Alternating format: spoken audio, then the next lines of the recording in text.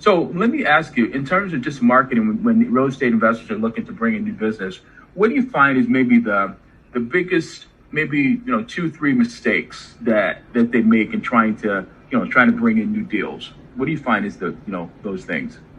You're talking about when they're so like kind of the biggest mistakes they might make in regards to inbound lead generation specifically? Well, inbound, or maybe just marketing in general. Yeah. I mean, things that working with you would solve. Gotcha. So I mean, number one is you're absolutely right that when you're hunting for leads, you're doing outbound, right? That's outbound. You're looking for them. You're basically starting with a list of people, and you don't know where they're at in terms of their motivation. You don't know where they're at in terms of their situation, right? You have to kind of one by one, either texting, cold calling, whatever your system's set up to do.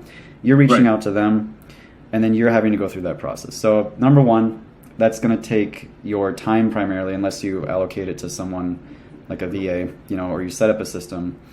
Sure.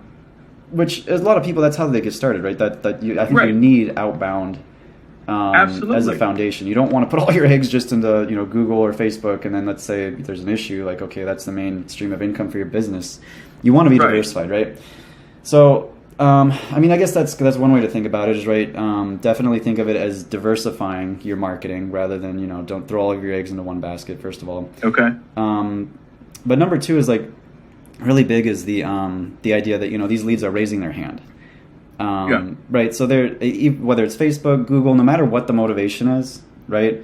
I would say you're gonna have more of a spectrum of motivation with Facebook, for example, more so than with Google. Google, they're literally going on a search engine looking for help in that case. Okay. But in either case, if they opt into your system, they've raised their hand. So right from the beginning, the positioning there is a little bit easier to work with. As you're talking to these leads, right? As you're following up with them.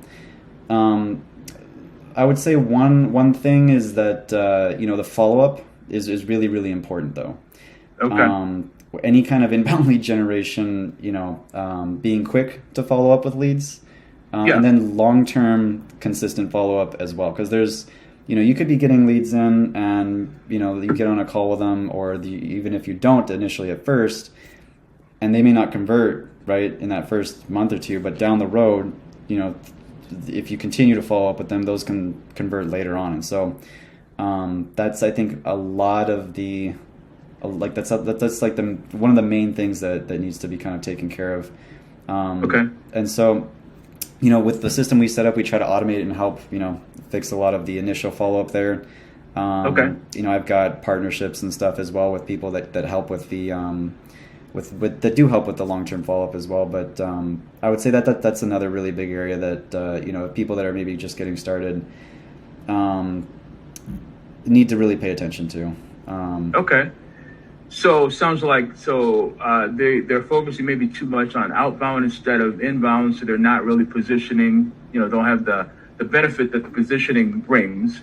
Sounds like I was just trying to take notes while you're saying that. Okay. So follow-up is key. Yep. Also, and maybe they don't follow up as well, which I know a lot of real estate investors are more focused on today.